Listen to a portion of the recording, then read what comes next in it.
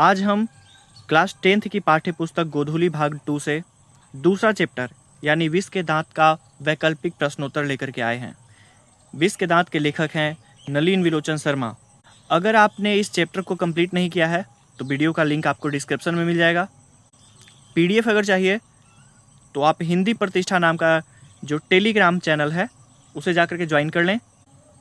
और यदि आपके पास कोई क्वेरी या सजेशन हो तो हमारे इंस्टाग्राम पेज पे हमें फॉलो करके ज़रूर दीजिए। आप हमें सब्सक्राइब कीजिए क्योंकि हम टू द पॉइंट्स वीडियो बनाया करते हैं।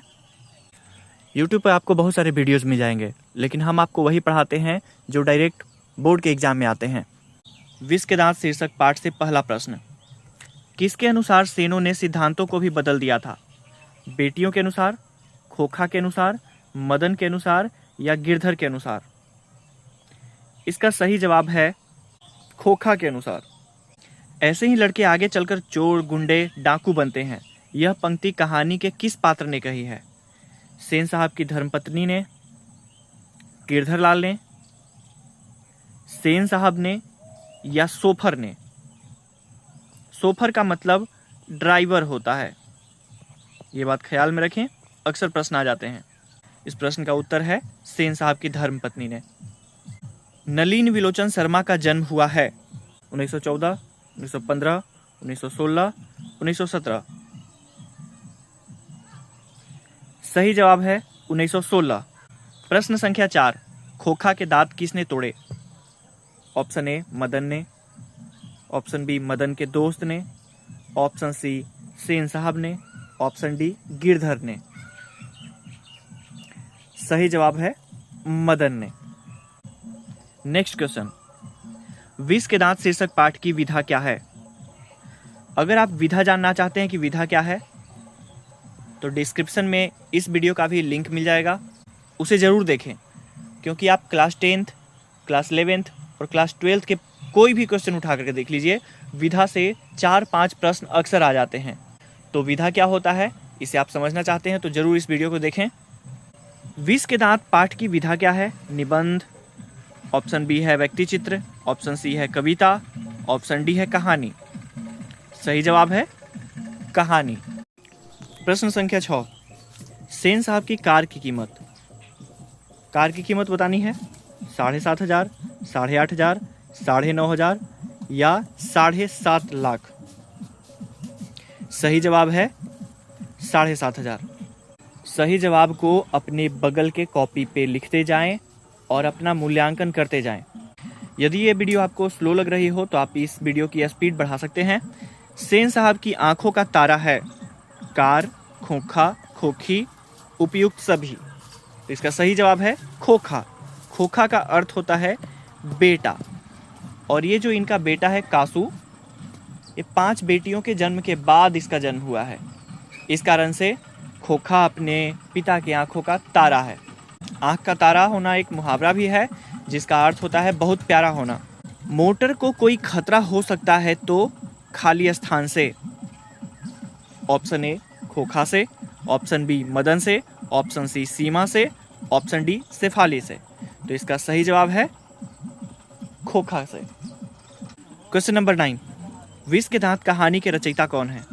Option A Amarkant, option B Nalin Vilochan Sharma, option C Yatindra और ऑप्शन डी मैक्स मूलर। सही जवाब है नलिन विलोचन शर्मा। लेखक का नाम याद नहीं होता हो तो ऐसे याद रखिए, विष यानी जहर को हमें नली में फेंक देना चाहिए। प्रश्न संख्या 10, सीमा, रजनी, आलो, शेफाली और आरती पांचों किसकी बहनें हैं? मदन की, खोखा की, लेखक की या सेन साहब की? सही जवाब है खोखा की। अभी हमने बताया कि 5 बेटियों के जन्म के बाद ही खोखा का यानी कासू का जन्म हुआ था, जिसके कारण वो अपने पिता की आंखों का तारा है। प्रश्न संख्या 11, मैं तो खोखा को इंजीनियर बनाने जा रहा हूँ। यह कथन किसका है? सेन साहब का, मिस्टर सिंह का, गिरधर लाल का या मुखर्जी साहब का?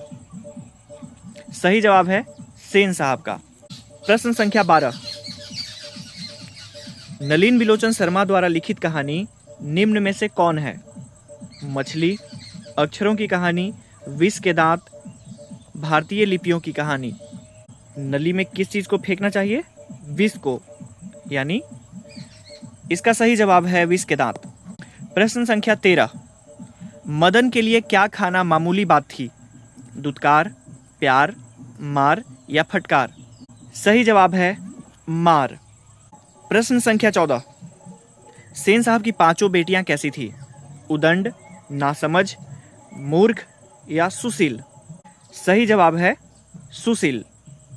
प्रश्न संख्या 15, विष के दांत शीर्षक पाठ किस कहानी संग्रह से लिया गया है? ऑप्शन ए मित्र मिलन, बी विष के दांत तथा अन्य कहानियां, ऑप्शन सी कुहासा, ऑप्शन डी मौत का नगर। ये ऑप्शन आपको देखने से ही स्पष्ट हो गया होगा कि इसका आंसर होगा बी, विष के दांत तथा अन्य कहानियां। प्रश्न संख्या 16, लेखक नलिन विलोचन शर्मा की माता का नाम है? लीलावती शर्मा, रत्नावती शर्मा, कमलावती शर्मा, प्रभावती शर्मा? सही जवाब है ऑप्शन बी, रत्नावती शर्मा। प्रभावती शर्मा उनकी पत्नी का नाम था। प्रश्न संख्या 17, मदन किसका बेटा था? ड्राइवर का, गिरधर लाल का, मुखर्जी साहब का या पत्रकार महोदय का? सही जवाब है ऑप्शन बी, गिरधर का। प्रश्न संख्या 18, वाकिफ शब्द का क्या अर्थ है? सभ्यता, घटना, परिचित, क्रूर? वाकिफ उर्दू भाषा का एक शब्द है जिसका अर्थ होता है परिचित। प्रश्न संख्या 19, सेन साहब की कितनी लड़कियां थी? सही जवाब है ऑप्शन बी, यानी 5। प्रश्न संख्या 20, नलिन विलोचन शर्मा के अनुसार महल और झोपड़ी वालों की लड़ाई में अक्सर कौन जीतते हैं? यहाँ प्रश्न पूछा जा रहा है कि अक्सर कौन जीतते हैं, इस कहानी में कौन जीतता है नहीं, अक्सर कौन जीतते हैं। ऑप्शन ए महल वाले, ऑप्शन बी झोपड़ी वाले, ऑप्शन सी मासूम, ऑप्शन डी इनमें से कोई नहीं। तो इसका सही जवाब है महल वाले। महल वाले अक्सर जीता करते हैं। लेकिन इस कहानी में क्या था कि लड़ने वाले कोई समझदार व्यक्ति नहीं है बल्कि बच्चे हैं, इसलिए महल वाले और झोपड़ी वालों की लड़ाई में जीत होती है झोपड़ी वालों की, यानी कासू हार जाता है और मदन जीत जाता है।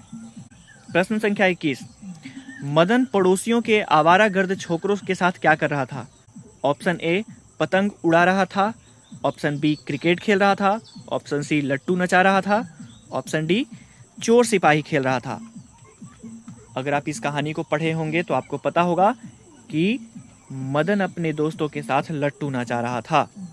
अगर आपने इस कहानी को नहीं पढ़ा है तो लिंक डिस्क्रिप्शन में होगा, आप जा करके वहाँ से पढ़ाई कीजिए। पहले चैप्टर पढ़ लेने के बाद यदि आपसे कोई एक भी प्रश्न छूट रहा है तो उसके जिम्मेदार हम होंगे। रस्क शब्द का अर्थ है प्रेम, ईर्ष्या, संबंध, आदर। सही जवाब है प्रेम। प्रश्न संख्या 23, सोफर किसे कहा जाता है? इस प्रश्नोत्तर के शुरुआत में ही मैंने इसका जवाब बताया था, अगर आपको याद होगा तो बताइए। ऑप्शन ए रसोइया, ऑप्शन बी माली, option C driver, option D राजमिस्त्री। सही जवाब है ड्राइवर। बंगला भाषा में खोखा किसको कहा जाता है ये बताना है। ऑप्शन ए बच्चा को, ऑप्शन बी बच्ची को, ऑप्शन सी नौकर को, ऑप्शन डी पिता को। तो इसका सही जवाब है बच्चा को, यानी बेटा को। बेटी को कहा जाता है खोखी। प्रश्न संख्या 25, नलिन विलोचन शर्मा के पिता का नाम क्या था?